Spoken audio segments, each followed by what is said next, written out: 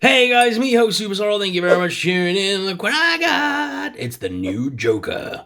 So this is the Batman classic TV series Joker from the Batman 1966 television series, and this is Cesar Romero's Joker, and he looks awesome. I really been wanting this for a while, not just because it is, Cesar Romero is the classic Batman television series that I remember from my childhood, but just because it looks awesome. And then, do you know what I want to try at some point? Popping that head sculpt off and putting a more modernized Joker head sculpt on there and trying to create a different looking Joker. That would be pretty sick.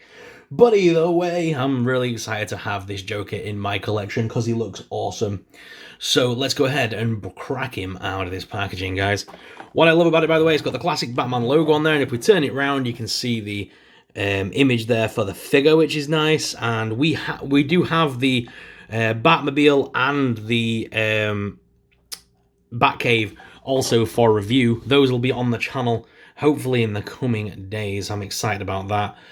So let's go ahead and bust Joker out of the packaging, guys.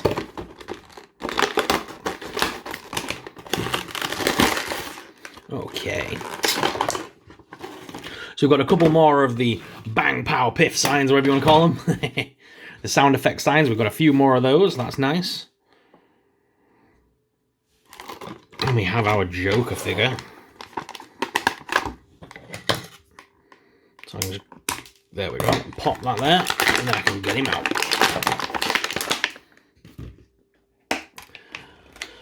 So I love the fact that when he played Joker, he refused to shave his mustache, so they used to have to paint over his mustache, and you could tell it was still there. So that always amused me. I didn't notice it as a kid, but as I've got older, you kind of look, and it is really funny to see. So have they captured that? I don't think they have. No, they haven't captured that on the figure, actually. That's pretty sad. It would have been cool to see them. Is there a faint outline there? Actually, yes. There is a very faint grey outline, which I think that's what's that meant to be. There is also some pink showing through, like some of the white face paint is rubbing off on the sides. I'm not sure if that's deliberate, but it looks cool anyway.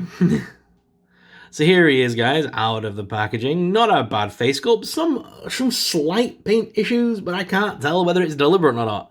Because obviously it was on the TV series when he came on. It was always a bad paint app that were on his face, wasn't it?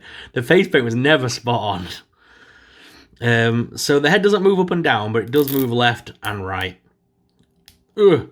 And the arms do lift up to the side here. They do actually rotate all the way up, which is nice. So there's plenty of movement there in the arms. You can move his arms forwards, backwards, full 360 on those arms. There is the little elbow joint there as well. Hands are just movable round. Now this Joker comes with a fisticuffed hand and a sort of grab hand. But he doesn't come with any accessories or anything. Ooh, that arm's stiff. Ooh, there we go. Pop that into place. There isn't like an abdomen crunch or anything on these. They are just basic POAs, really. There is a waist swivel there, as you can see, but the legs do just lift forward and have a hinged knee that rotates. Feet are static, but this one does have display holes, so you can use a display base. Not that you're probably going to need to. I think he's going to stand pretty well on his own. Batman took a little bit of tempting and teasing the stand, but I got him to stand in the end.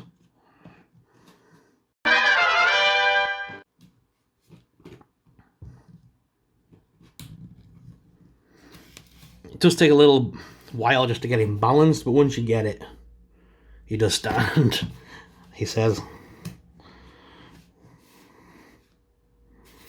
Let me just bend that knee a little bit. There we go. So once you do get it to stand, it will stand pretty easily. And it does look pretty good. The paint apps are pretty nice on there. Loving the pink jacket, that's very cool. The black sort of bow tie thing going on there. It's not a bow tie, it's like a cravat, isn't it? It's the likeness to Cesar Romero that I like, actually.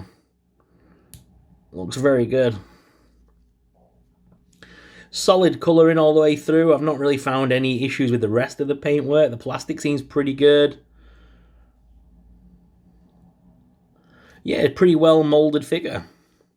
In my last review when I did Batman, obviously I remember I was a little bit disappointed with the articulation, which does continue here. However, I have been doing a bit of looking into it, and it does look like this is a new line from DC. It isn't actually meant to be a part of the multiverse line or anything. This is part of a new series, which is the DC Retro series.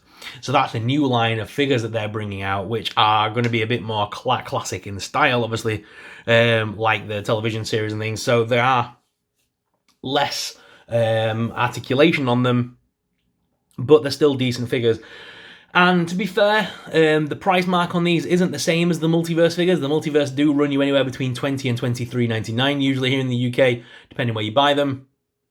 Whereas this figure is actually running between £15 to £17 on most major retail sites. So it is a little bit cheaper. So the articulation difference I can live with for that price point. I wish it came with some form of accessories, whether that was just some gag joke gift or something from the television series, or his gun that had the bang thing that popped, the little flag that said bang and it popped out the end. To go with this figure, though, they did give us a couple more of these effects pieces. So we've got ouch and sock. So they're pretty cool. And basically what you can do with these is, when they're doing the fight scenes, obviously just like in the television series, you can clip that around the hand, like that. And so it does the bow as you throw in the punch and stuff to give it the sound effect that it requires. So that's pretty cool. I used to like all the siren noises. It was like bow, bow, beep. They used to make noises like when they punched each other.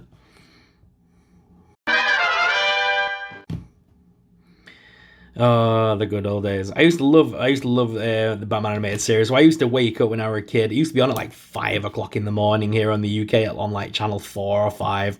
And I used to wake up as a kid on like a Saturday, Sunday morning and demand my Adventures of Batman putting on. And I would sit there and watch this. And the movie as well. I never had the movie on VHS or anything when I was a kid. So it wasn't until I was a lot older that I actually saw the movie. And that was fun as well. And obviously, since they've done a couple of the cartoons where they've done it in classic style, like a cartoon version, I love that as well. So whilst I've got you guys, let's put him side by side with Adam West's Batman. Joker's actually taller than Batman. Joker's like a whole inch, like a good bit taller. Look at that. I'll have to look up how tall Adam West was compared to Cesar Romero now, because that is proper, like, they are a big difference there. And it's not the way I'm standing them either.